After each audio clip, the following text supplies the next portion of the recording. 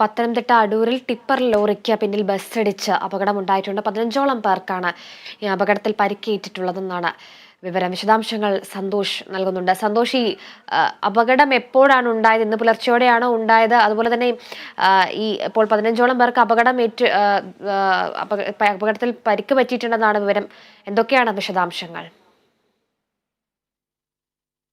ായിരുന്നു ഈ അപകടം നടന്നത്. പുനലൂർ പത്തനാപുരം ഭാഗത്തേക്ക് പോവുകയായിരുന്ന ടിപ്പർ ലോറി പെട്ടെന്ന് ബ്രേക്ക് ഇട്ടതിനെ തുടർന്ന് പിന്നിലുണ്ടായിരുന്ന 2 ലോറികളും അതിന് പിന്നിലുണ്ടായിരുന്ന KSRTC ബസ്സും തമ്മിലാണ് കൂട്ടിയിടിച്ചാണ് അപകടം ഉണ്ടായത്. 15ഓളം പേർക്ക് പരിക്കേറ്റവരെ ആശുപത്രിയിൽ പ്രവേശിപ്പിച്ചു.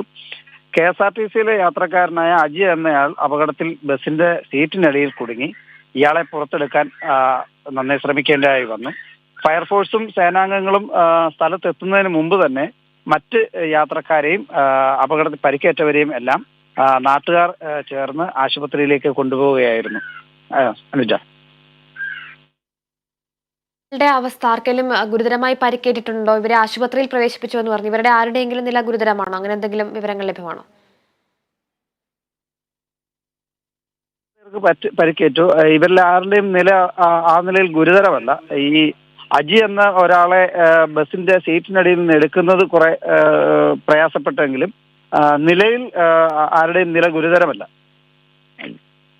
ശരി, വ്യക്തമാണ് സന്തോഷ്. ഇപ്പോൾ പത്തനംതിട്ട അടൂരിൽ ടിപ്പർ ലോറിക്ക് പിന്നിൽ ബസ്സിടിച്ചിട്ടുണ്ട്. അതിൽ 15 പേർക്ക് ഈ അപകടത്തിൽ പരിക്കേറ്റിട്ടുണ്ട്.